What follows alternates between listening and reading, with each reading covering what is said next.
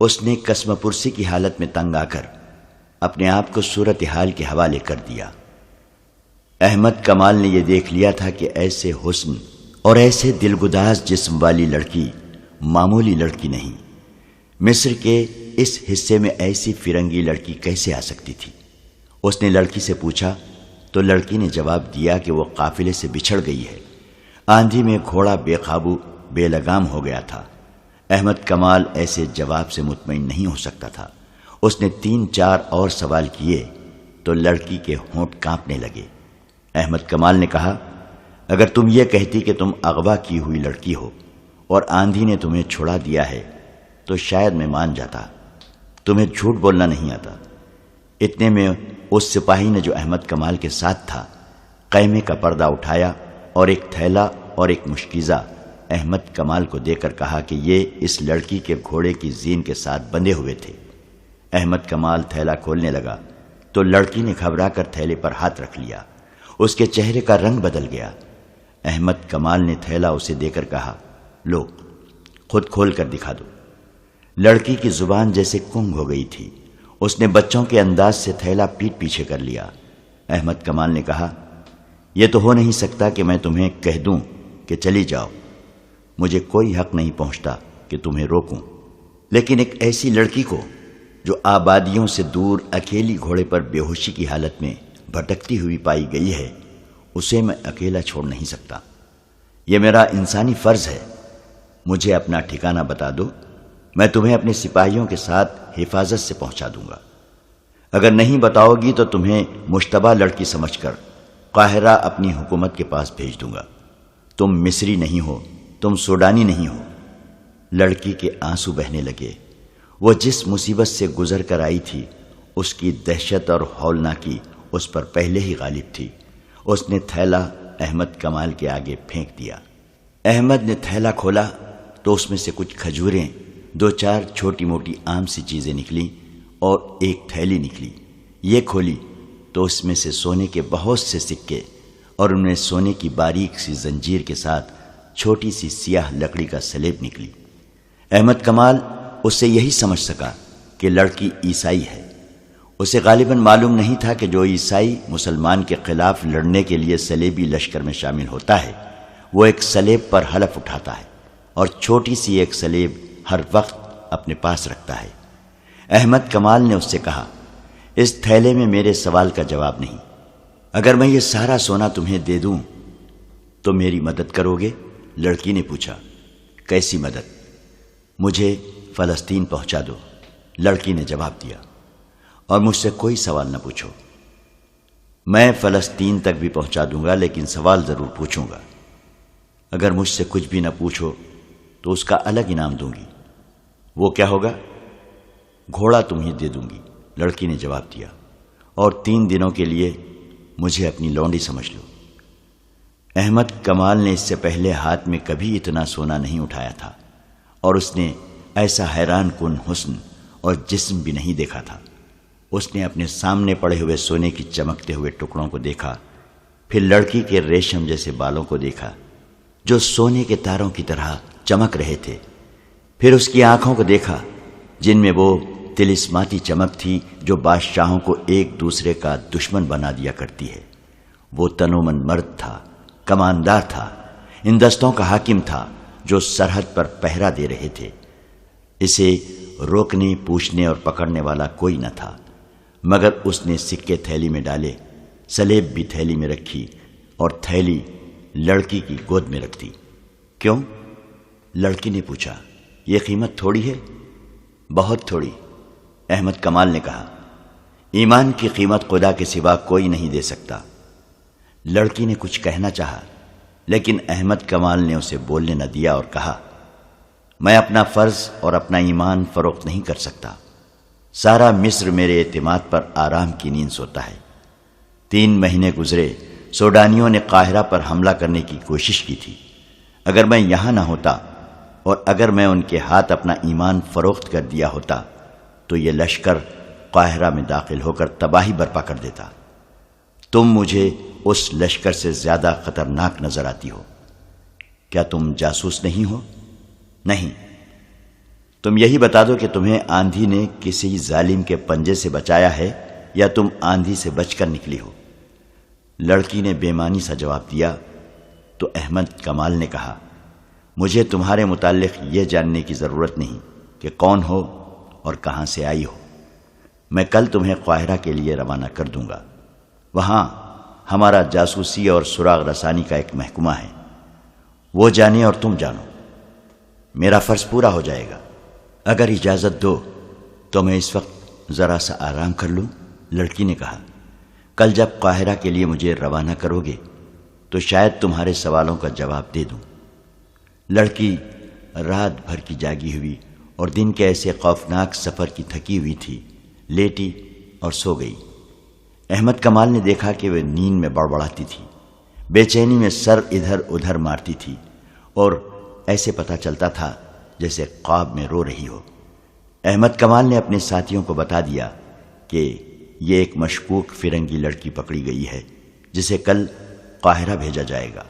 اس کے ساتھی احمد کمال کے کردار سے واقف تھے، کوئی بھی ایسا شک نہیں کر سکتا تھا کہ اس نے لڑکی کو بدنیتی سے اپنے خیمے میں رکھا ہے۔ اس نے لڑکی کا گھوڑا دیکھا تو وہ حیران ہوا کیونکہ گھوڑا اعلیٰ نسل کا تھا، اور جب اس نے زین دیکھی تو اس کے شکوک رفع ہو گئے۔ زین کے نیچے مصر کی فوج کا نشان تھا۔ یہ گھوڑا احمد کمال کی اپنی فوج کا تھا۔ حبشیوں نے آندھی کی وجہ سے تعاقب ترک کر دیا تھا، وہ واپس زندہ پہنچ گئے تھے۔ پروہت نے فیصلہ دے دیا تھا کہ لڑکیاں آندھی میں ماری گئی ہوں گی، لہذا تعاقب میں کسی کو بھیجنا بیکار ہے۔ وقت بھی بہت گزر گیا تھا، لیکن رجب پر آفت نازل ہو رہی تھی۔ اس سے حبشی بار بار یہی ایک سوال پوچھتے تھے، لڑکیاں کہاں ہیں؟ اور وہ قسمیں کھا کھا کر کہتا تھا کہ مجھے معلوم نہیں۔ حبشیوں نے اسے اذیتیں دینی شروع کر دیں، تلوار کی نوک سے اس کے جسم میں زخم کرتے اور اپنا سوال دہراتے تھے۔ حبشیوں نے اس کے ساتھیوں کو بھی درختوں کے ساتھ باندھ دیا اور ان کے ساتھ بھی یہی ظالمانہ سلوک کرنے لگے۔ رجب کو خدا اپنی قوم اور اپنے ملک سے غداری کی سزا دے رہا تھا۔ رات کو بھی اسے نہ کھولا گیا، اس کا جسم چھلنی ہو گیا تھا۔ احمد کمال کے خیمے میں لڑکی سوئی ہوئی تھی، وہ سورج غروب ہونے سے پہلے جاگی تھی۔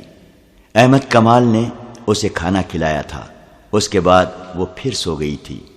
اس سے 2-3 قدم دور احمد کمال سویا ہوا تھا۔ رات گزرتی جا رہی تھی، خیمے میں دیا جل رہا تھا۔ اچانک لڑکی کی چیخ نکل گئی، احمد کمال کی آنکھ کھل گئی۔ لڑکی بیٹھ گئی تھی، اس کا جسم کانپ رہا تھا، چہرے پر گھبراہٹ تھی۔ احمد کمال اس کے قریب ہو گیا، لڑکی تیزی سے سرک کر اس کے ساتھ لگ گئی اور روتے ہوئے بولی، ان سے بچاؤ، وہ مجھے مگرمچھوں کے آگے پھینک رہے ہیں، وہ میرا سر کاٹنے لگے ہیں۔ کون؟ وہ بھدے حبشی، لڑکی نے ڈرے ہوئے لہجے میں کہا۔ وہ یہاں آئے تھے۔ احمد کمال کو حبشیوں کی قربانی کا علم تھا، اسے شک ہوا کہ اسے شاید قربان کرنے کے لیے لے جایا جا رہا تھا۔ اس نے لڑکی سے پوچھا تو لڑکی نے بازو احمد کمال کے گلے میں ڈال دیے، کہنے لگی، مت پوچھو، میں خواب دیکھ رہی تھی۔ احمد کمال دیکھ رہا تھا کہ وہ تو بہت ہی ڈری ہوئی ہے۔ اس نے اسے تسلیہ دی اور یقین دلایا کہ یہاں اسے اٹھانے کے لیے کوئی نہیں آئے گا۔ لڑکی نے کہا، میں سو نہیں سکوں گی، تم میرے ساتھ باتیں نہیں کر سکتے؟ میں اکیلی جاگ نہیں سکوں گی، میں پاگل ہو جاؤں گی۔ احمد کمال نے کہا، میں تمہارے ساتھ جاگتا رہوں گا۔ اس نے لڑکی کے سر پر ہاتھ پھیر کر کہا، جب تک میرے پاس ہو تمہیں ڈرنے کی ضرورت نہیں۔ اس نے اس پر عمل بھی کر کے دکھایا۔ لڑکی کے ساتھ اس نے حبشیوں کے متعلق یا اس کے متعلق کوئی بات نہ کی، نہ پوچھی۔ اسے ترکی اور مصر کی باتیں سناتا رہا۔ لڑکی اس کے ساتھ لگی بیٹھی تھی۔ احمد کمال کا لب و لہجہ شگفتہ تھا۔ اس نے لڑکی کا خوف دور کر دیا اور لڑکی سو گئی۔ لڑکی کی آنکھ کھلی تو صبح طلوع ہو رہی تھی۔ اس نے دیکھا کہ احمد کمال نماز پڑھ رہا تھا، وہ اسے دیکھتی رہی۔ احمد کمال نے دعا کے لیے ہاتھ اٹھائے اور آنکھیں بند کر لی۔ لڑکی اس کے چہرے پر نظریں جمائے بیٹھی رہی۔ احمد کمال فارغ ہوا تو لڑکی نے پوچھا، تم نے خدا سے کیا مانگا تھا؟ بدی کے مقابلے کی ہمت۔ احمد کمال نے جواب دیا، تم نے خدا سے کبھی سونا اور خوبصورت بیوی نہیں مانگی؟ یہ دونوں چیزیں خدا نے بغیر مانگے مجھے دے دی تھی۔ احمد کمال نے کہا، لیکن ان پر میرا کوئی حق نہیں۔ یہ شاید خدا نے میرا امتحان لینا چاہا تھا، لیکن تمہیں یقین ہے کہ خدا نے تمہیں بدی کا مقابلہ کرنے کی ہمت دی ہے؟ تم نے دیکھا نہیں؟ احمد کمال نے جواب دیا، تمہارا سونا اور تمہارا حسن مجھے اپنی راہ سے ہٹا نہیں سکے۔ یہ میری کوشش اور اللہ کی دین ہے۔ کیا خدا گناہ معاف کر دیا کرتا ہے؟ لڑکی نے پوچھا۔ ہاں، ہمارا خدا گناہ معاف کر دیا کرتا ہے، احمد کمال نے جواب دیا، شرط یہ ہے کہ گناہ بار بار نہ کیا جائے۔ لڑکی نے سر جھکا لیا۔ احمد کمال نے جب اس کی سسکیاں سنی تو اس کا چہرہ اوپر اٹھایا، وہ رو رہی تھی۔ لڑکی نے احمد کمال کا ہاتھ پکڑ لیا اور اسے کئی بار چوما۔ احمد کمال نے اپنا ہاتھ کھینچ لیا۔ لڑکی نے کہا، آج ہم جدا ہو جائیں گے، تم مجھے قاہرہ بھیج دو گے، میں اب آزاد نہیں ہو سکوں گی۔ میرا دل مجبور کر رہا ہے کہ تمہیں بتا دوں کہ میں کون ہوں اور کہاں سے آئی ہوں، پھر تمہیں بتاؤں گی کہ میں اب کیا ہوں۔ ہماری روانگی کا وقت ہو گیا ہے، احمد کمال نے کہا، میں خود تمہارے ساتھ چلوں گا۔ میں اتنی نازک اور اتنی خطرناک ذمہ داری کسی اور کو نہیں سونپ سکتا۔ یہ نہیں سنو گے کہ میں کون ہوں اور کہاں سے آئی ہوں؟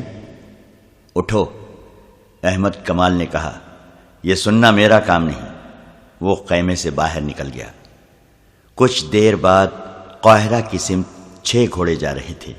ایک پر احمد کمال تھا، اس کے پیچھے دوسرے گھوڑے پر لڑکی تھی، اس کے پچھلے پہلو بے پہلو 4 گھوڑے محافظوں کے تھے اور ان کے پیچھے ایک اونٹ جس پر سفر کا سامان، پانی اور خوراک وغیرہ تھی جا رہا تھا۔ قاہرہ تک کم و بیش 36 گھنٹوں کا سفر تھا۔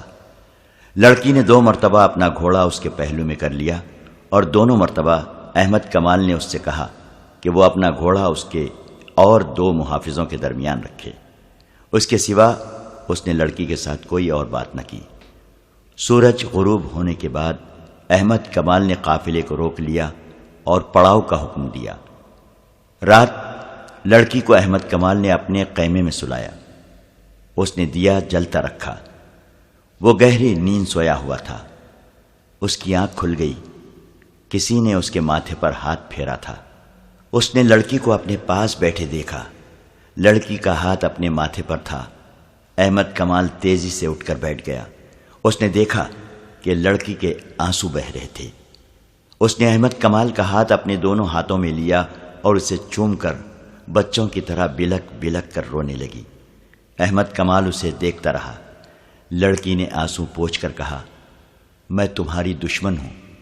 تمہارے ملک میں جاسوسی کے لیے اور تمہارے بڑے بڑے حاکموں کو آپس میں ٹکرانے کے لیے اور صلاح الدین ایوبی کے قتل کا انتظام کرنے کے لیے فلسطین سے آئی ہوں، لیکن اب میرے دل سے دشمنی نکل گئی ہے۔ کیوں؟ احمد کمال نے کہا، تم بزدل لڑکی ہو، اپنی قوم سے غداری کر رہی ہو۔ سولی پر کھڑے ہو کر بھی کہو کہ میں صلیب پر قربان ہو رہی ہوں۔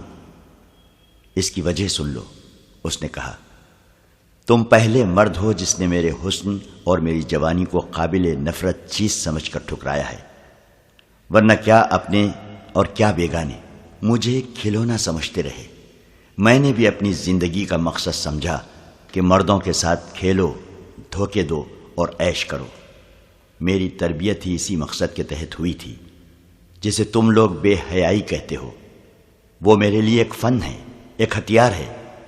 مجھے نہیں معلوم کہ مذہب کیا ہے اور خدا کے احکام کیا ہیں، صرف صلیب ہے جس کے متعلق مجھے بچپن میں ذہن نشین کرایا گیا تھا کہ یہ خدا کی دی ہوئی نشانی ہے اور یہ عیسائیت کی عظمت کی علامت ہے، اور یہ کہ ساری دنیا پر حکمرانی کا حق صرف صلیب کے پجاریوں کو حاصل ہے، اور یہ کہ مسلمان صلیب کے دشمن ہیں۔ انہیں اگر زندہ رہنا ہے تو صلیبیوں کے قدموں میں رہ کر زندہ رہیں۔ میں انہی چند باتوں کو اپنی مذہب کی بنیادی اصول سمجھتی رہی۔ مجھے مسلمانوں کی جڑیں کاٹنے کی تربیت دی گئی تو اسے بھی مذہبی فریضہ کہا گیا۔ کیا تم اپنے ایک سالار رجب کو جانتے ہو؟ لڑکی نے پوچھا۔ وہ خلیفہ کے محافظ دستوں کا سالار ہے، احمد نے کہا۔ وہ بھی سوڈانیوں کے حملے والی سازش میں شامل تھا۔ اب کہاں ہے؟ معلوم نہیں، احمد کمال نے کہا۔ مجھے صرف یہ حکم ملا ہے کہ رجب فوج سے بھگوڑا ہو گیا ہے، جہاں کہیں نظر آئے اسے پکڑو، اور بھاگے تو تیر مارو اور اسے ختم کر دو۔ میں بتاؤں وہ کہاں ہے؟ لڑکی نے کہا۔ وہ سوڈان میں حبشیوں کے پاس ہے، وہاں ایک خوشنما جگہ ہے، وہاں حبشی لڑکیوں کو دیوتا کے آگے قربان کرتے ہیں۔ جب وہاں ہے، میں جانتی ہوں وہ فوج کا بھگوڑا ہے۔ ہم 3 لڑکیاں اس کے ساتھ فلسطین سے آئی تھیں، باقی 2 کہاں ہیں؟ لڑکی نے آہ بھری اور کہا، وہ مر گئی ہیں، انہی کی موت نے مجھے بدل ڈالا ہے۔ لڑکی نے احمد کمال کو ایک لمبی کہانی کی طرح سنایا کہ وہ کس طرح فلسطین سے رجب کے ساتھ آئی تھی، کس طرح حبشیوں نے ان میں سے 2 لڑکیوں کو دیوتا کے نام پر ذبح کرنا چاہا۔ رجب انہیں بچا نہ سکا، کس طرح وہ وہاں سے بھاگی، اور راستے میں 2 لڑکیاں کس طرح آندھی میں ماری گئی۔ اس نے کہا، میں اپنے آپ کو شہزادی سمجھتی تھی، میں نے بادشاہوں کے دلوں پر حکمرانی کی ہے۔ میں نے کبھی نہیں سوچا تھا کہ خدا بھی ہے اور موت بھی ہے۔ مجھے گناہوں میں ڈبو دیا گیا اور میں ڈوبتی چلی گئی۔ عجیب لذت تھی اس ڈوبنے میں، مگر مجھے وہ مگرمچھ دکھائے گئے جن کے آگے ذبح کی ہوئی لڑکیوں کے جسم پھینکے جاتے ہیں۔ مگرمچھ پانی کے کنارے سوئے ہوئے تھے، ان کے بھدے اور مکروہ جسم دیکھ کر میں کانپ گئی۔ وہ میرے اس جسم کو، جس نے بادشاہوں کے سر جھکائے تھے، ان مگرمچھوں کی خوراک بنانا چاہتے تھے۔ میں نے وہ بدصورت سیاہ کالے حبشی دیکھے جو میرا سر میرے جسم سے الگ کرنے کے لیے آ گئے تھے۔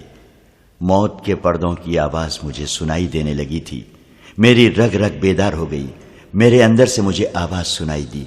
اپنے حسن اور اتنے دلنشین جسم کا انجام دیکھ ہم جان کی بازی لگا کر اپنے گھر سے نکلی تھی۔ ہمیں یہ کہہ کر رجب کے ساتھ فلسطین سے بھیجا گیا تھا کہ یہ شخص ہماری حفاظت کرے گا، لیکن اس شخص نے میرے ساتھ دست درازی کی۔ ہم وہاں سے بھاگی، آندھی میں گھوڑے بے قابو ہو کر بھاگ اٹھے۔ ہمارے لیے صحرا میں کوئی پناہ نہ تھی، ہم آندھی اور گھوڑوں کے رحم و کرم پر تھیں۔ پہلے ایک لڑکی گری، میں نے اسے گھوڑے کے نیچے آتے دیکھا، پھر دوسری لڑکی گھوڑے سے گری تو پاؤں رکاب میں پھنس جانے کی وجہ سے گھوڑے نے اسے 2 میل زیادہ فاصلے تک گھسیٹا۔ اس کی چیخیں میرا جگر چاک کر رہی تھی۔ میں اب بھی اس کی چیخیں سن رہی ہوں، جب تک زندہ رہوں گی یہ چیخیں سنتی رہوں گی۔ پھر وہ لڑکی لاش بن گئی۔ میرا گھوڑا ساتھ ساتھ دوڑا آ رہا تھا مگر میرے قابو میں نہیں تھا۔ وہ لڑکی بھی اپنے گھوڑے کے ساتھ پیچھے رہ گئی۔ میں اب اکیلی تھی۔ مجھے خدا نے ان 2 لڑکیوں کو مار کر بتا دیا تھا کہ میرا انجام کیا ہوگا۔ وہ مجھ سے بھی زیادہ خوبصورت اور شوخ تھی، ان میں حسن کا غرور بھی تھا۔ انہوں نے بھی بادشاہوں کو انگلیوں پر نچایا تھا، مگر ایسی بھیانک موت مری کہ کسی کو خبر تک نہ ہوئی۔ اب وہ ریت کی گمنام قبروں میں دفن ہو گئی ہیں۔ میں اکیلی رہ گئی۔ آندھی کے زناٹے موت کے قہقہے بن گئے۔ مجھے اپنے سر کے اوپر آگے پیچھے دائیں اور بائیں چڑیلیں، بدروہیں، بھوت اور موت کے قہقہے سنائی دے رہے تھے۔ میں بدھو اور بیوقوف لڑکی نہیں ہوں، دماغ روشن ہے۔ میں نے جان لیا کہ خدا مجھے گناہوں کی سزا دے رہا ہے۔ ایسی ہیبت ناک موت اور ایسی ہولناک آندھی وہ تم نے بھی دیکھی ہے۔ مجھے خدا یاد آ گیا۔ میں نے خدا کو بلند آواز سے پکارا، رو رو کر گناہوں سے توبہ کی اور معافی مانگی۔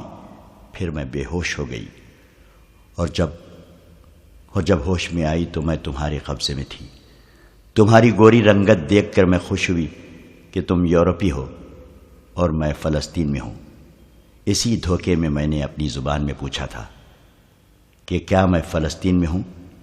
جب مجھے پتا چلا کہ میں مسلمانوں کے قبضے میں ہوں تو میرا دل بیٹھ گیا۔ میں آندھی سے بچ کر اپنے دشمن کے قبضے میں آ گئی تھی۔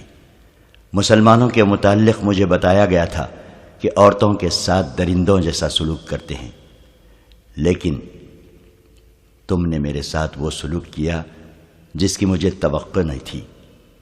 تم نے سونا ٹھکرا دیا اور تم نے مجھے بھی ٹھکرا دیا۔ میں اس قدر خوفزدہ تھی کہ میں کہتی تھی کہ خواہ کوئی مل جائے مجھے پناہ دے دے اور مجھے سینے سے لگا لے۔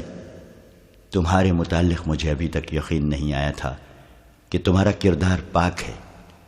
مجھے یہ توقع تھی کہ رات کو تم مجھے پریشان کرو گے۔ میں خواب میں بھی مگر بچوں کا، حبشیوں اور آندھی کی دہشت دیکھتی رہی۔ میں ڈر کر اٹھی تو تم نے مجھے سینے سے لگا لیا اور بچوں کی طرح مجھے کہانیاں سنا کر میرا خوف دور کر دیا۔ اور جب رات گزر گئی تو میں نے جاگتے ہی تمہیں خدا کے آگے سجدے میں دیکھا۔ تم نے جب دعا کے لیے ہاتھ اٹھائے اور آنکھیں بند کر لی تھیں، اس وقت تمہارے چہرے پر مسرت، سکون اور نور تھا۔ میں اس شک میں پڑ گئی کہ تم انسان نہیں، فرشتہ ہو۔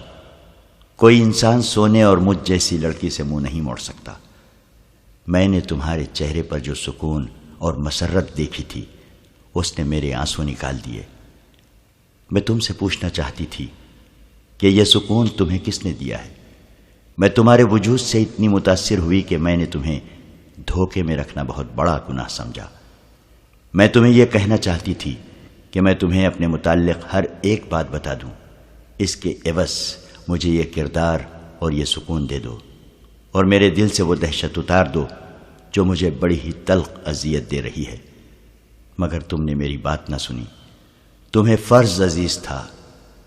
اس نے احمد کمال کے دونوں ہاتھ پکڑ لیے اور کہا، تم شاید اسے بھی دھوکہ سمجھو، لیکن میرے دل کی بات سن لو۔ میں تم سے جدا نہیں ہو سکوں گی۔ میں نے کل تمہیں گناہ کی دعوت دیتے ہوئے کہا تھا کہ مجھے اپنی لونڈی سمجھو، مگر اب میں ساری عمر کے لیے تمہارے قدموں میں بیٹھی رہوں گی۔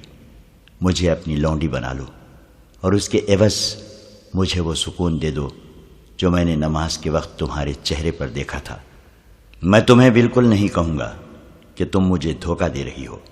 احمد کمال نے کہا، میری مجبوری یہ ہے کہ میں اپنی قوم کو اور اپنی فوج کو دھوکہ نہیں دے سکتا۔ تم میرے پاس امانت ہو، میں خیانت نہیں کر سکتا۔ میں نے تمہارے ساتھ جو سلوک کیا وہ میرا فرض تھا۔ یہ فرض اس وقت ختم ہوگا جب میں تمہیں متعلقہ محکمے کے حوالے کر دوں گا، اور وہ مجھے حکم دے گا کہ احمد کمال تم واپس چلے جاؤ۔ وہ اسے دھوکہ نہیں دے رہی تھی۔ اس نے روتے ہوئے کہا، تمہارے حاکم جب مجھے سزائے موت دیں گے تو تم میرا ہاتھ پکڑے رکھنا۔ اب یہی ایک خواہش ہے، میں تمہیں ایسی بات نہیں کہوں گی کہ مجھے فلسطین پہنچا دو۔ میں تمہارے فرض کے راستے میں رکاوٹ نہیں بنوں گی۔ مجھے صرف اتنا کہہ دو کہ میں نے تمہارا پیار قبول کر لیا ہے۔ میں تمہیں یہ بھی نہیں کہوں گی کہ مجھے اپنی بیوی بنا لو، کیونکہ میں ایک ناپاک لڑکی ہوں۔ مجھے تربیت دینے والوں نے پتھر بنا دیا تھا۔ میں یہ بھی سمجھتی تھی کہ میرے اندر انسانی جذبات نہیں رہے، لیکن خدا نے مجھے بڑے ہی پرہول طریقے سے سمجھا دیا کہ انسان پتھر نہیں بن سکتا، اور وہ ایک نہ ایک دن مجبور ہو کر کسی سے پوچھتا ہے کہ سیدھا راستہ کون سا ہے۔ رات گزرتی جا رہی تھی اور وہ دونوں باتیں کرتے رہے۔ احمد کمال نے اس سے پوچھا، تم جیسی لڑکیوں کو ہمارے ملک میں بھیج کر ان سے کیا کام لیا جاتا ہے؟ بہت سے کام کرائے جاتے ہیں، لڑکی نے جواب دیا۔ بعض کو مسلمان عمرہ کے حرموں میں مسلمان کے روپ میں داخل کر دیا جاتا ہے، جہاں وہ تربیت کے مطابق عمرہ اور وزراء پر غالب آ جاتی ہیں۔ ان سے صلیبیوں کی پسند کے افراد کو عہدے دلاتی ہیں۔ جو حاکم صلیبیوں کے خلاف ہو اس کے خلاف کارروائیاں کراتی ہیں۔ مسلمان لڑکیاں اتنی چالاک نہیں ہوتی، انہیں اپنی خوبصورتی پر ناز ہوتا ہے۔ وہ حرموں کے لیے منتخب تو ہو جاتی ہیں، لیکن ایک عیسائی یا یہودی لڑکی انہیں بیکار کر کے اپنا غلام بنا لیتی ہے۔ اس وقت تک اسلامی حکومت کے امیروں اور وزیروں اور قلعہ داروں کی آدھی تعداد کے فیصلے میری قوم کے حق میں ہوتے ہیں۔ لڑکیوں کا ایک گروہ اور بھی ہے۔ یہ لڑکیاں اسلامی نام سے مسلمانوں کی بیویاں بن جاتی ہیں۔ ان کا کام یہ ہے کہ اچھے درجے کے مسلمان گھرانوں کی لڑکیوں کے دماغ اور کردار خراب کرتی ہیں۔ ان کے لڑکوں کو بدی کے راستے پر ڈالتی ہیں اور شریف گھرانوں کی لڑکیاں اور لڑکوں کے معاشقے کراتی ہیں۔ مجھ جیسی سلیبی لڑکیاں چوری چھپے تمہارے ایسے حاکموں کے پاس آتی ہیں جو ہمارے ہاتھ میں کھیل رہے ہوتے ہیں۔ ان حاکموں کو سونے کے سکوں کی صورت میں معاوضہ ملتا رہتا ہے۔ وہ مجھ جیسی لڑکیوں کو حفاظت میں ایسے طریقے سے رکھتے ہیں جن سے ان پر ذرا سا شک بھی نہیں ہوتا۔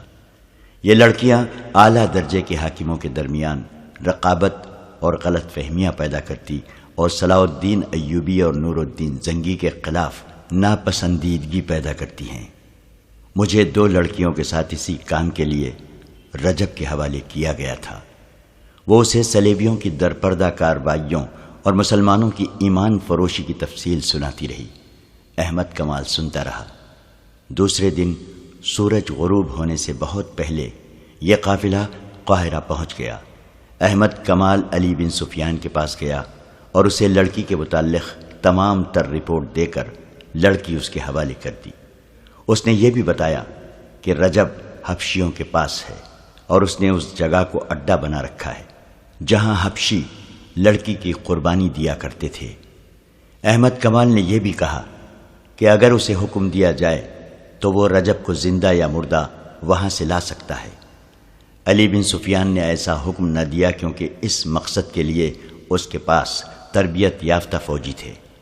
احمد کمال نے وہ طریقہ بتا دیا جس سے رجب تک پہنچا جا سکتا تھا۔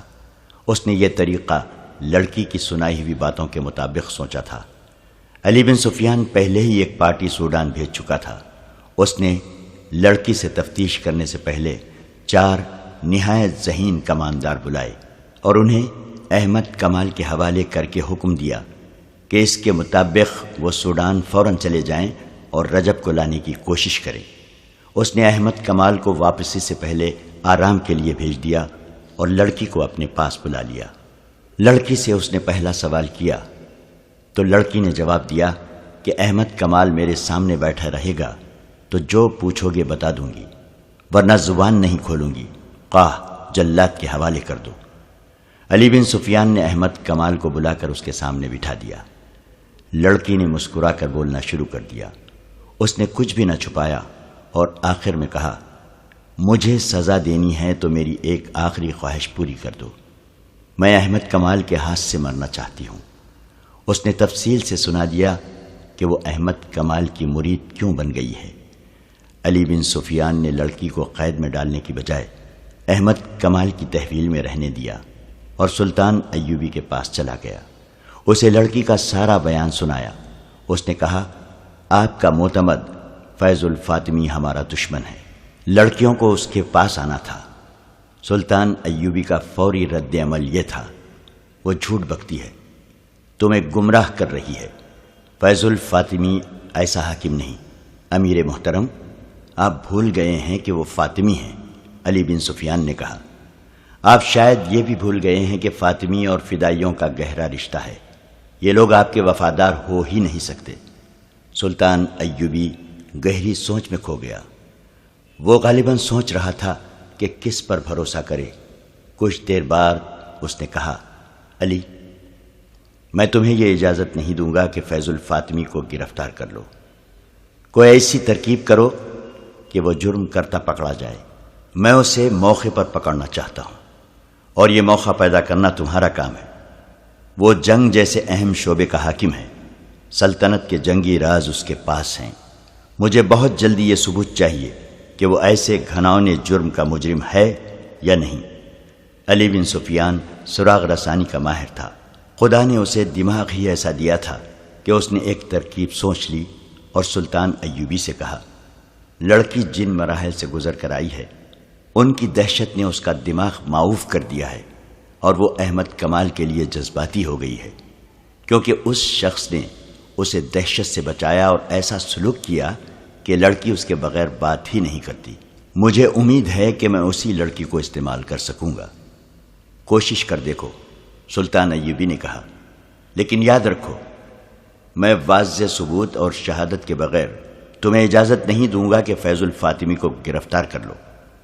مجھے ابھی تک یقین نہیں آ رہا ہے کہ وہ بھی دشمن کے ہاتھوں میں کھیل رہا ہے۔ علی بن سفیان لڑکی کے پاس گیا اور اسے اپنا مدعا بتایا۔ لڑکی نے کہا احمد کمال کہے تو میں آگ میں بھی کود جاؤں گی۔ احمد کمال نے اس سے کہا جیسے یہ کہتے ہیں ویسے کر دو، ان کی بات سمجھ لو۔ اس کا مجھے کیا انعام ملے گا؟ لڑکی نے پوچھا۔ تمہیں پوری حفاظت سے فلسطین کے قلعے شوبک میں پہنچا دیا جائے گا۔ علی بن سفیان نے کہا اور یہاں تمہیں پوری عزت سے رکھا جائے گا۔ نہیں، لڑکی نے کہا یہ انعام بہت تھوڑا ہے، مجھے منہ مانگا انعام دو، میں اسلام قبول کر لوں گی اور احمد کمال میرے ساتھ شادی کر لے۔ احمد کمال نے صاف انکار کر دیا۔ علی بن سفیان اسے باہر لے گیا۔ احمد کمال نے کہا کہ یہ بے شک اسلام قبول کر لے، لیکن میں اسے پھر بھی اسلام کا دشمن سمجھوں گا۔ علی بن سفیان نے اس سے کہا ملک اور قوم کی سلامتی کی خاطر تمہیں یہ قربانی دینی ہوگی۔ احمد کمال مان گیا۔ اس نے اندر جا کر لڑکی سے کہا میں چونکہ تمہیں ابھی تک بے اعتبار لڑکی سمجھ رہا ہوں، اس لیے شادی سے انکار کیا ہے۔ اگر تم ثابت کر دو کہ تمہارے دل میں میرے مذہب کے لیے قربانی کا جذبہ ہے تو میں تمام عمر تمہارا غلام رہوں گا۔ لڑکی نے علی بن سفیان سے کہا کہو مجھے کیا کرنا ہے، میں یہ بھی دیکھ لوں گی کہ مسلمان اپنے وعدے کے کتنے پکے ہوتے ہیں۔ میری ایک شرط یہ بھی ہے کہ احمد کمال میرے ساتھ رہے گا۔ علی بن سفیان نے اس کی یہ شرط بھی مان لی اور اپنے ایک اہلکار کو بلا کر احمد کمال اور لڑکی کے لیے رہائش کے انتظام کا حکم دے دیا۔ اس نے دروازہ بند کر لیا اور لڑکی کو احمد کمال کی موجودگی میں بتانے لگا کہ اسے کیا کرنا ہے۔ تیسرے دن علی بن سفیان کے بھیجے ہوئے آدمی حبشیوں کی اس مقدس جگہ پہنچ گئے جہاں سے لڑکیاں بھاگی تھیں اور جہاں رجب حبشیوں کا قیدی تھا۔ یہ 6 آدمی تھے اور سب اونٹوں پر سوار تھے۔ انہوں نے بھیس نہیں بدلا تھا، وہ مصری فوج کے لباس میں تھے۔ ان کے پاس برچھیاں، تیر کمان اور تلواریں تھیں۔ انہیں احمد کمال نے لڑکیوں کی رویداد سنا دی تھی۔ اس کے مطابق علی بن سفیان نے سارا طریقہ کار سمجھا دیا تھا۔ وہ پہاڑی خطے کے اندر گئے جسے پہاڑیوں نے قلعہ بنا رکھا تھا۔ ایک برچھی نہ جانے کہاں سے آئی اور ان کے سامنے زمین میں گڑ گئی۔ اس کا مطلب یہ تھا کہ رک جاؤ، تم گھیرے میں ہو۔ وہ رک گئے۔ حبشی پروہت سامنے آیا۔ اس کے ساتھ 3 حبشی تھے جن کے پاس برچھیاں تھیں۔ حبشی نے انہیں خبردار کیا کہ وہ اس کے چھپے ہوئے تیر اندازوں کی زد میں ہیں۔ اگر انہوں نے کوئی غلط حرکت کی تو ان میں سے کوئی بھی زندہ نہیں رہے گا۔ سب نے اپنے ہتھیار حبشیوں کے آگے پھینک دیے اور اونٹوں سے اتر آئے۔ ان کے قائد نے حبشی پروہت سے ہاتھ ملا کر کہا ہم تمہارے دوست ہیں، محبت لے کے آئے ہیں، تمہاری محبت بھی لے جائیں گے۔ کیا تم نے تینوں لڑکیوں کی قربانی دے دی ہے؟ ہم نے کسی لڑکی کی قربانی نہیں دی، پروہت نے غصے سے جواب دیا۔ تم کیوں پوچھتے ہو؟ ہم مصری فوج کے باغی ہیں، جماعت کے قائد نے جواب دیا۔ ہم تمہاری اس فوج کے سپاہی ہیں جو مسلمانوں سے تمہارے دیوتا کی توہین کا انتقام لے گی۔ ہمیں تمہارے آدمیوں نے بتایا تھا کہ انہیں شکست اس لیے ہوئی ہے کہ لڑکی کی قربانی نہیں دی جا سکی۔ ہم رجب کے ساتھ تھے، ہم نے اس سے کہا تھا کہ ہم 3 فرنگی لڑکیاں اغوا کر کے لائیں گے اور ایک کی بجائے 3 لڑکیاں قربان کریں گے اور دیوتا کے مگرمچھوں کو کھلائیں گے۔ ہم بڑی دور سے 3 لڑکیاں ورغلا کر اور بہت سے لالچ دے کر لے آئے تھے اور رجب کے حوالے کر دی تھی، وہ انہیں یہاں لے آیا تھا۔ ہم یہ دیکھنے آئے ہیں کہ لڑکیوں کی قربانی دی جا چکی ہے یا نہیں۔ حبشی پروہت دھوکے میں آ گیا۔ اس نے کہا رجب نے ہمارے ساتھ کمینگی کی ہے، وہ لڑکیاں لے تو آیا ہے مگر اس کی نیت خراب ہو گئی تھی۔ اس نے لڑکیوں کو یہاں سے بھگا دیا، لیکن ہم نے انہیں نہیں بھاگنے دیا، اسے پوری سزا دے دی ہے۔ لڑکیاں ہمارے ہاتھ سے نکل گئی ہیں۔ کیا تم 2 لڑکیوں کا بندوبست کر سکتے ہو؟ دیوتاؤں کا قہر سخت ہوتا جا رہا ہے۔ ہم ضرور بندوبست کریں گے، قائد نے کہا۔ تھوڑے دنوں تک ہم 2 لڑکیاں لے آئیں گے، ہمیں رجب کے پاس لے چلو، ہم اس سے پوچھیں گے کہ لڑکیاں کہاں ہیں۔ حبشی پروہت سب کو اپنے ساتھ لے گیا۔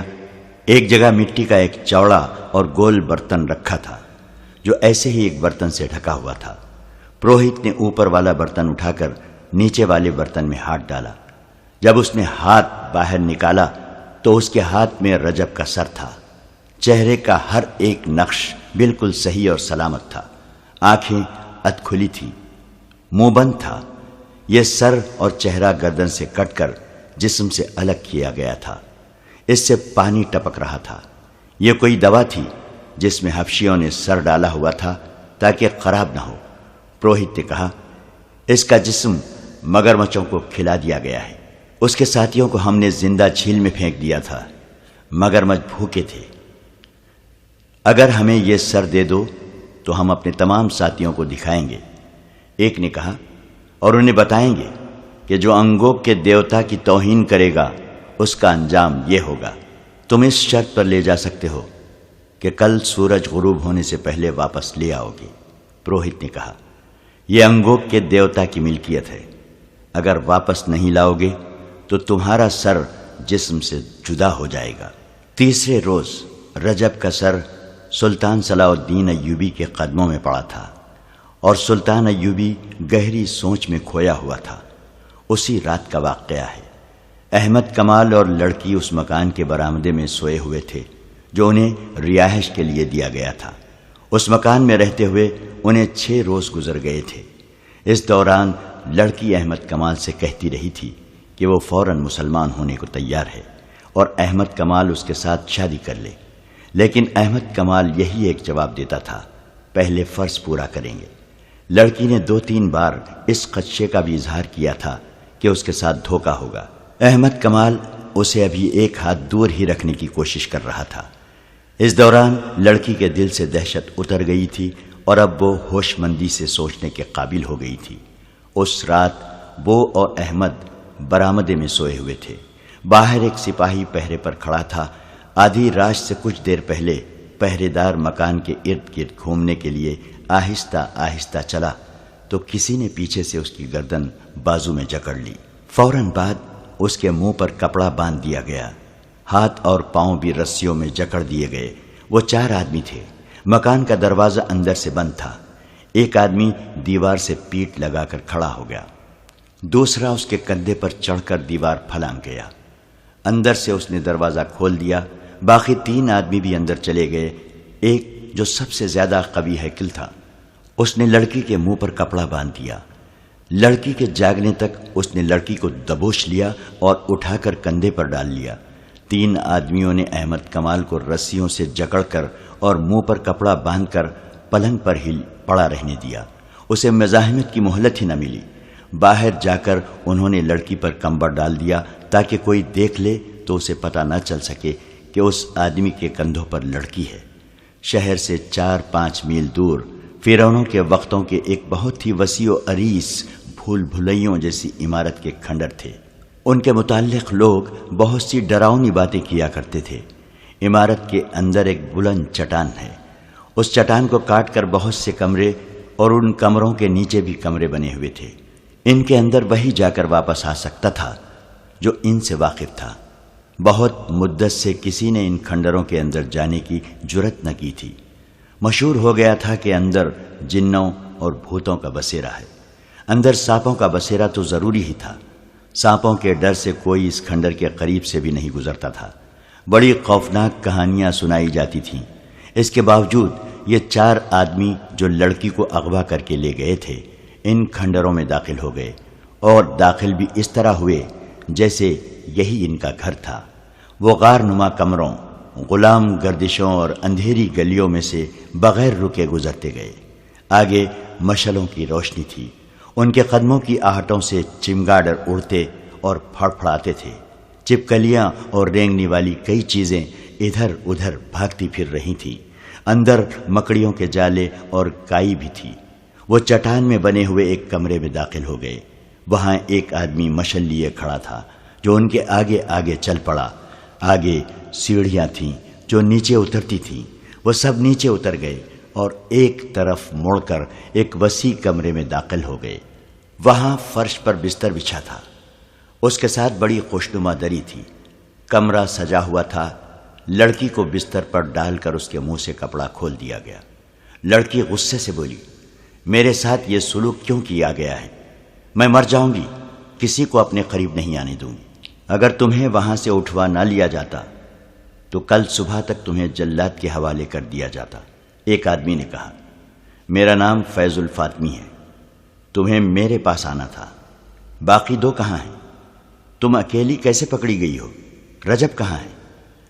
لڑکی مطمئن ہو گئی اور بولی، میں خدا کا شکر بجا لاتی ہوں جس نے مجھے بڑی بڑی خوفناک مصیبتوں سے بچا لیا۔ میں منزل پر پہنچ گئی۔ اس نے فیض الفاطمی کو رجب، حبشیوں، آندھی، دو لڑکیوں کی موت اور احمد کمال کے ہتھے چڑھ جانے کی ساری رویداد سنا دی۔ فیض الفاطمی نے اسے تسلی دی اور ان 4 آدمیوں کو جو لڑکی کو اٹھا کر لائے تھے سونے کے 6 ٹکڑے دے دیے اور کہا، تم اب اپنی اپنی جگہ سنبھال لو، میں تھوڑی دیر بعد چلا جاؤں گا۔ یہ لڑکی 3-4 روز یہیں رہے گی، میں رات کو آیا کروں گا، باہر جب اس کی تلاش ختم ہو جائے گی تو اسے لے جاؤں گا۔ 4 آدمی چلے گئے اور کھنڈر کے چاروں طرف ایسی جگہوں پر بیٹھ گئے جہاں سے باہر نظر رکھی جا سکتی تھی۔ فیض الفاطمی کے ساتھ ایک ہی آدمی رہ گیا جو مصری فوج کا کماندار تھا۔ اندر فیض الفاطمی اپنی کامیابی پر بہت خوش تھا اور 2 لڑکیوں کی موت کا اسے غم بھی تھا۔ اسے رجب کے انجام کا بھی ابھی علم نہیں تھا۔ اس نے کہا، رجب کو وہاں سے نکالنا ضروری ہے۔ اس نے علی بن سفیان اور صلاح الدین ایوبی کے قتل کا کچھ انتظام کیا تھا جس کا مجھے ابھی علم نہیں کہ کیا تھا۔ اس نے غالباً فدائیوں سے معاملہ طے کیا ہے۔ یہ دونوں قتل اب بہت ضروری ہو گئے ہیں۔ اب ہمیں کوئی نیا منصوبہ بنانا ہے۔ میں دوسرے ساتھیوں سے بات کر کے تمہیں کل بتاؤں گا۔ ابھی آرام کرو، مجھے واپس جانا ہے۔ صلاح الدین ایوبی کو آپ پر اعتماد ہے؟ لڑکی نے پوچھا۔ اتنا زیادہ کہ اپنی ذاتی باتوں میں بھی مجھ سے مشورہ لیتا ہے، فیض الفاطمی نے جواب دیا۔ مجھے پتا چلا ہے کہ اعلیٰ حکام میں صلاح الدین ایوبی کے وفاداروں کی تعداد بہت زیادہ ہے، لڑکی نے کہا، اور فوج بھی اس کی وفادار ہے۔ یہ صحیح ہے، کماندار جو وہاں موجود تھا بولا۔ اس کا سراغ رسانی کا محکمہ بہت ہوشیار ہے، جہاں کوئی سر اٹھاتا ہے اس کی نشاندہی ہو جاتی ہے۔ اعلیٰ حکام میں 2 اور ہیں جو صلاح الدین ایوبی کے خلاف کام کر رہے ہیں، ان کے نام آپ کو محترم فیض الفاطمی بتا سکیں گے۔ فیض الفاطمی نے دونوں نام بتا دیے اور مسکرا کر لڑکی سے کہا، تمہیں اعلیٰ سطح پر ہی کام کرنا ہے، صرف 2 حکام کے درمیان خلیش پیدا کرنی ہے اور 2 کو زہر دینا ہے جو تم آسانی سے دے سکو گی، مگر اب مشکل یہ پیدا ہو گئی ہے کہ تمہیں کسی محفل میں نہیں لے جا سکیں گے۔ تم پردہ نشین مسلمان لڑکی کے بھیس میں کام کرو گی، ورنہ پکڑی جاؤ گی۔ ہو سکتا ہے میں تمہیں واپس فلسطین بھیج دوں اور کسی اور لڑکی کو بلا لوں جسے یہاں کوئی پہچان نہ سکے۔ میرا گروہ بہت ذہین اور سرگرم ہے، یہ سالاروں سے نیچے کمانداروں کی سطح کا گروہ ہے۔ یہ 4 آدمی جو تمہیں اتنی دلیری سے اٹھا لائے ہیں اسی گروہ کے افراد ہیں۔ ہم نے ایوبی کی فوج میں بے اطمینانی پھیلانی شروع کر دی ہے۔ قوم اور فوج کو ایک دوسرے سے متنفر کرنا ضروری ہے۔ اس وقت صورتحال یہ ہے کہ شامی اور ترک فوجی مصری عوام میں اپنے اچھے سلوک، کردار اور لڑنے کے جذبے کی بدولت بہت مقبول ہیں اور عزت کی نگاہ سے دیکھے جاتے ہیں۔ سوڈانیوں کو شکست دے کر انہوں نے شہریوں کے دلوں میں عزت کا اضافہ کر لیا ہے۔ ہمیں فوج کی اس عزت کو مجروح کرنا ہے، سالاروں اور دیگر فوجی حکام کو رسوا کرنا ہے۔ اس کے بغیر ہم صلیبیوں اور سوڈانیوں کی کوئی مدد نہیں کر سکتے۔ باہر کا حملہ ناکام رہے گا، فوج اسے کامیاب نہیں ہونے دے گی، قوم فوج کا ساتھ دے گی۔ اگر اس وقت ایک طرف سے صلیبی اور دوسری طرف سے سوڈانی حملہ کر دیں تو قوم اور فوج مل کر قاہرہ کو ایسا قلعہ بنا دے گی جسے فتح کرنا ناممکن ہوگا۔ قاہرہ کو فتح کرنے کے لیے ہمیں زمین ہموار کرنی ہوگی، لوگوں کے ذہنوں میں وہم اور وسوسے اور نوجوانوں کے کردار میں جنس پرستی اور آوارگی پیدا کرنی ہوگی۔ مجھے بتایا گیا تھا کہ یہ کام 2 سال سے ہو رہا ہے، لڑکی نے کہا۔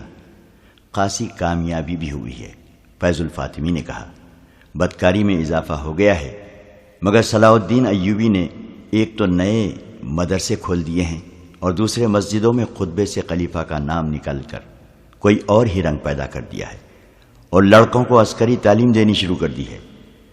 بات یہیں تک پہنچی تھی کہ ان 4 آدمیوں میں سے ایک آیا اور فیض الفاطمی سے کہا، ابھی باہر نہ جانا، کچھ گڑبڑ ہے۔ فیض الفاطمی گھبرایا، اس آدمی کے ساتھ باہر چلا گیا۔ ایک اونچی جگہ چھپ کر دیکھا، آدھی رات کے پورے چاند نے باہر کے ماحول کو روشن کر رکھا تھا۔ اس نے کہا، تم لوگوں نے بے احتیاطی کی ہے، یہ تو فوج معلوم ہوتی ہے، گھوڑے بھی ہیں، تم چاروں طرف سے دیکھو، میں کدھر سے نکل سکتا ہوں؟ میں دیکھ چکا ہوں۔ اس آدمی نے جواب دیا، یوں نظر آتا ہے جیسے ہم مکمل گھیرے میں ہیں، آپ وہیں چلے جائیں، مشعلیں بجھا دیں، وہاں سے نکلنے کی غلطی نہ کریں، وہاں تک کوئی نہیں پہنچ سکے گا۔ فیض الفاطمی کمانڈروں میں غائب ہو گیا اور یہ آدمی جو پہرا دے رہا تھا بلند جگہ سے اتر کر اندر کو جانے کی بجائے دیواروں کے ساتھ ساتھ چھپتا باہر نکل گیا۔ باہر کا یہ عالم تھا کہ 50 کے قریب پیادہ فوجی تھے اور 20-25 گھوڑ سوار تھے۔ انہوں نے سارے کھنڈر کو گھیرے میں لے لیا تھا۔ یہ پہرے دار ان تک گیا اور ایک فوجی سے پوچھا، علی بن سفیان کہاں ہیں؟ اسے بتایا گیا کہ وہ دوڑتا ہوا گیا۔ اس دستے کی کمان علی بن سفیان خود کر رہا تھا، اس کے ساتھ احمد کمال تھا۔ پہرے دار نے انہیں کہا، اندر کوئی ایسا خطرہ نہیں، آپ کے ساتھ 2 آدمی بھی کافی ہیں، میرے ساتھ آئیں۔ یہ پہرے دار ان 4 آدمیوں میں سے تھا جنہوں نے لڑکی کو اغوا کیا تھا۔ علی بن سفیان نے 2 مشعلیں روشن کرائیں، احمد کمال اور 4 عسکریوں کو ساتھ لیا اور 2 کے ہاتھوں میں مشعلیں دی۔ سب نے تلواریں نکال لی اور اس آدمی کے ساتھ کھنڈر میں داخل ہو گئے۔ انہوں نے دیکھا کہ کوئی آدمی کسی طرف سے آیا اور دوڑتا ہوا اندر کی طرف چلا گیا ہے۔ علی بن سفیان کے رہنما نے کہا، یہ ان کا آدمی ہے، وہ اندر والوں کو خبردار کرنے چلا گیا ہے، آپ تیز چلیں۔ وہ سب دوڑ پڑے۔ اگر یہ لوگ رہنما کے بغیر ہوتے تو ان بھول بھلیوں میں بھٹک جاتے یا ڈر کر وہاں سے بھاگ جاتے۔ رہنما کے ساتھ وہ بڑی اچھی رفتار سے جا رہے تھے۔ کسی طرف سے ایک اور آدمی دوڑتا آیا، اس کی انہیں یہ آواز سنائی دی، میں ادھر جا رہا ہوں، تیز چلو۔ یہ رہنما کا ساتھی تھا۔ وہ اس چٹانی کمرے میں پہنچ گئے جس سے سیڑھیاں نیچے اترتی تھیں۔ نیچے سے انہیں آوازیں سنائی دی، ہمارے ساتھ دھوکا ہوا ہے، یہ دونوں ان کے آدمی ہیں۔ پھر تلواریں ٹکرانے کی آوازیں سنائی دی اور یہ آواز بھی آئی، اسے بھی ختم کر دو، یہ گواہی نہ دے سکے۔ علی بن سفیان اور احمد کمال مشعل برداروں کے پیچھے دوڑتے پھلانگتے نیچے اترے۔ اس کمرے میں پہنچے تو وہاں خون بہہ رہا تھا۔ لڑکی پیٹ پر دونوں ہاتھ رکھے بیٹھی ہوئی تھی۔ فیض الفاطمی کے ساتھ جو کماندار تھا وہ اور ایک اور آدمی فیض الفاطمی اور ایک پہرے دار سے لڑ رہے تھے۔ علی بن سفیان نے فیض الفاطمی کو للکارا۔ فیض الفاطمی نے جب اپنے خلاف بہت سی تلواریں دیکھی تو اس نے تلوار پھینک دی۔ احمد کمال نے دوڑ کر لڑکی کو سنبھالا، اس کا پیٹ چاک ہو چکا تھا۔ احمد کمال نے فرش پر بچھے ہوئے بستر سے چادر اٹھا کر لڑکی کے پیٹ پر کس کر باندھ دی اور علی بن سفیان سے کہا، مجھے اجازت ہو تو اسے باہر لے جاؤں۔ علی بن سفیان نے اسے اجازت دے دی۔ احمد کمال نے لڑکی کو بازوؤں پر اٹھا لیا۔ وہ سخت تکلیف میں تھی، پھر بھی اس نے مسکرا کر احمد کمال سے کہا، میں نے اپنا فرض پورا کر دیا ہے، تمہارے مجرم پکڑوا دیے ہیں۔ فیض الفاطمی اور لڑکی کو اغوا کرنے والے 4 میں سے 2 آدمیوں کو گرفتار کر لیا گیا۔ باقی 2 آدمی اور ایک کماندار جو فیض الفاطمی کے ساتھ تھے علی بن سفیان کے آدمی تھے۔ یہ ایک ڈرامہ تھا جو فیض الفاطمی کو موقع پر گرفتار کرنے کے لیے کھیلا گیا تھا۔ لڑکی نے پورا تعاون کیا لیکن زخمی ہو گئی۔ یہ ڈرامہ اس طرح تیار کیا گیا تھا کہ لڑکی سے وہ خفیہ الفاظ معلوم کیے گئے جو اس کے گروہ کو ایک دوسرے کو پہچاننے کے لیے استعمال کرتے ہیں۔ لڑکی نے یہ بھی بتا دیا تھا کہ اسے فیض الفاطمی کے پاس جانا تھا۔ علی بن سفیان نے اپنے 3 ذہین جاسوس استعمال کیے جن میں ایک کماندار کے عہدے کا تھا۔ انہیں خفیہ الفاظ بتائے اور کہا کہ وہ فیض الفاطمی تک رسائی حاصل کریں اور اسے بتائیں کہ 3 میں سے ایک لڑکی یہاں آ گئی ہے لیکن وہ فلاں مکان میں قید ہے جہاں سے اسے نکالا جا سکتا ہے۔ انہیں یہ بھی بتایا گیا کہ وہ فیض الفاطمی کو رجب کا جھوٹا پیغام دیں کہ اس لڑکی کو بچاؤ اور اپنی کارروائیاں تیز کر دو۔ ان جاسوسوں نے 3 دنوں کے اندر فیض الفاطمی تک رسائی حاصل کر لی اور اس پر ثابت کر دیا کہ وہ اس کے زمین دوز گروہ کے افراد ہیں۔ فیض الفاطمی کو یہ خطرہ بھی تھا کہ لڑکی چونکہ قید میں ہے اس لیے اذیت کے زیر اثر بتا دے گی کہ وہ بھی اس کے ساتھ ہے۔ فیض الفاطمی کے لیے اپنا تحفظ ضروری تھا، لہٰذا اس نے لڑکی کے اغوا کا منصوبہ بنایا۔ اس میں اس نے کماندار کو اپنے ساتھ رکھا، 2 آدمی علی بن سفیان کے بھیجے ہوئے اور 2 اپنے ملا کر ان کے سپرد یہ کام کیا کہ وہ لڑکی کو اٹھا لائیں اور کھنڈر میں پہنچا دیں۔ اس کھنڈر کو انہوں نے کچھ عرصے سے اپنا خفیہ اڈا بنا رکھا تھا۔ منصوبہ بن گیا تو علی بن سفیان تک پہنچ گیا۔ 5-6 دنوں میں احمد کمال اور لڑکی کو بتایا گیا کہ وہ برآمدے میں سوئیں گے اور رات کو لڑکی اغوا ہوگی، جس کے خلاف وہ مزاحمت نہیں کریں گے۔ مکان کے باہر ہر وقت ایک سپاہی پہرے پر رہتا تھا۔ اس رات جو آدمی پہرے پر تھا وہ سپاہی نہیں بلکہ علی بن سفیان کے محکمے کا جاسوس تھا۔ اسے معلوم تھا کہ رات کو اس پر حملہ ہوگا اور حملہ کس طرح کا ہوگا۔ حملہ کرنے والا علی بن سفیان کا آدمی تھا۔ اگر فیض الفاطمی کا آدمی ہوتا تو وہ اسے خنجر مار کر ہلاک کر دیتا۔ اس رات فیض الفاطمی اور کماندار کھنڈر میں چلے گئے۔ مقررہ وقت پر پہرے دار پر حملہ ہوا، دیوار پھلانگی گئی۔ اس وقت احمد کمال جاگ رہا تھا۔ اس نے دیکھا کہ لڑکی کو اٹھا لیا گیا ہے، لیکن وہ آنکھیں بند کر کے لیٹا رہا۔ اس نے تڑپنا اس وقت شروع کیا جب وہ رسیوں میں بند چکا تھا۔ لڑکی کو کھنڈر میں پہنچا دیا گیا۔ یہ ڈرامہ اس لیے کھیلا گیا تھا کہ فیض الفاطمی نے اغوا کا منصوبہ بنایا اور اس میں اپنے 2 آدمی شامل کر دیے تھے۔ ان پر یہ ظاہر کرنا تھا کہ یہ حقیقی اغوا ہے اور اس میں کوئی دھوکہ فریب نہیں۔ آخر دم تک شک نہ ہوا۔ اغوا کے بعد علی بن سفیان نے پہرے دار اور احمد کمال کی رسیاں کھولی۔ پیادہ سپاہی اور سوار تیار تھے۔ تھوڑے سے وقفے کے بعد وہ کھنڈر کی طرف روانہ ہو گئے۔ کھنڈر کو گھیرے میں لے لیا۔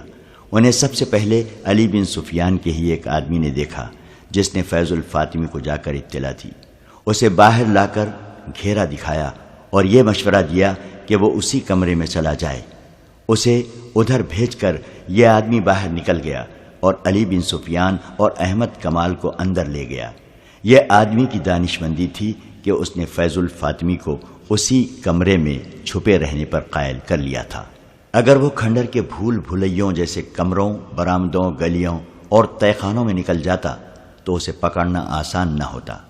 کھنڈر بہت وسیع اور پیچیدہ تھے۔ باہر تو چاندنی تھی لیکن اندر تاریکی تھی۔ جس میں تعاقب کیا جاتا تو اپنے آدمیوں کے مارے جانے کا بھی خطرہ تھا۔ بالکل آخری وقت فیض الفاطمی کو پتا چلا کہ کماندار اور 2 آدمی اس کے ساتھی نہیں بلکہ اسے دھوکے میں یہاں لائے ہیں۔ لڑکی سے یہ غلطی ہوئی کہ اس کے منہ سے کچھ ایسے الفاظ نکل گئے جس سے ظاہر ہو گیا کہ یہ بھی اس کے دھوکے میں شریک ہے۔ فیض الفاطمی کے 2 ساتھی اس کے پاس پہنچ گئے۔ دھوکہ بے نقاب ہو گیا اور لڑائی شروع ہو گئی۔ فیض الفاطمی نے لڑکی کے پیٹ میں نوک کی طرف سے تلوار ماری اور اس کا پیٹ چاک کر دیا۔ اس نے لڑکی کو غالباً اس لیے بھی قتل کرنا ضروری سمجھا تھا کہ وہ اس کے خلاف گواہی دینے کے لیے بھی زندہ نہ رہے۔ فیض الفاطمی اور اس کے ساتھیوں کو قید میں ڈال دیا گیا۔ علی بن سفیان نے تینوں کو الگ الگ قید میں رکھا اور تینوں کو رجب کا سر دکھا کر کہا، اپنے دوست کا انجام دیکھ لو۔ اگر تمہیں یہ توقع ہے کہ تمہیں فوراً سزا دے دی جائے گی تو یہ خیال دماغ سے نکال دو۔ جب تک اپنے پورے گروہ کو سامنے نہیں لاؤ گے تمہیں چکر شکنجے میں باندھے رکھوں گا، جینے بھی نہیں دوں گا، مرنے بھی نہیں دوں گا۔ لڑکی کی حالت اچھی نہیں تھی۔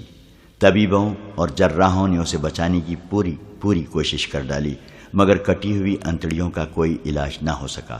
وہ پھر بھی مطمئن تھی، جیسے اسے پیٹ کے مہلک زخم کی پرواہ ہی نہ تھی۔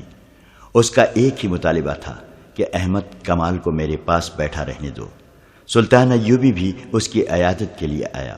احمد کمال امیر مصر اور اپنی فوج کے سالار اعلیٰ کو دیکھ کر تعظیم کے لیے اٹھا تو لڑکی نے اسے ہاتھ سے پکڑ کر اپنے پاس بٹھا لیا۔ احمد کمال سلطان ایوبی کی موجودگی میں بیٹھ نہیں سکتا تھا۔ آخر سلطان نے اسے لڑکی کے پاس بیٹھنے کی اجازت دے دی۔ سلطان ایوبی نے لڑکی کے سر پر ہاتھ پھیرا اور شفقت سے صحت یابی کی دعا کی۔ تیسری رات احمد کمال لڑکی کے سرہانے بیٹھا ہوا تھا۔ لڑکی نے انوکھے سے لہجے میں پوچھا، احمد تم نے میرے ساتھ شادی کر لی ہے نا؟ میں نے اپنا وعدہ پورا کیا، تم نے اپنا وعدہ پورا کر دیا، خدا نے میرے گناہ بخش دیے ہیں۔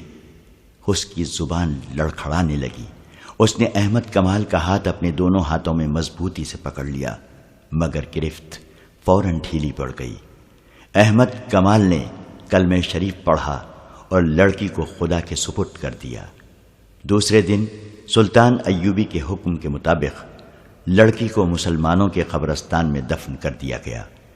فیض الفاطمی نے اور اس کے ساتھیوں نے صرف 2 دن میں اذیتیں سہیں اور اپنے گروہ کی نشاندہی کر دی۔ ان لوگوں کو بھی پکڑ لیا گیا۔ مراکشی واقع نگار اسد الاسدی نے سلطان ایوبی کے وقت کے ایک کاتب کے حوالے سے لکھا ہے کہ سلطان ایوبی نے جب فیض الفاطمی کی سزائے موت پر دستخط کیے تو سلطان زار و قطار رونے لگا تھا۔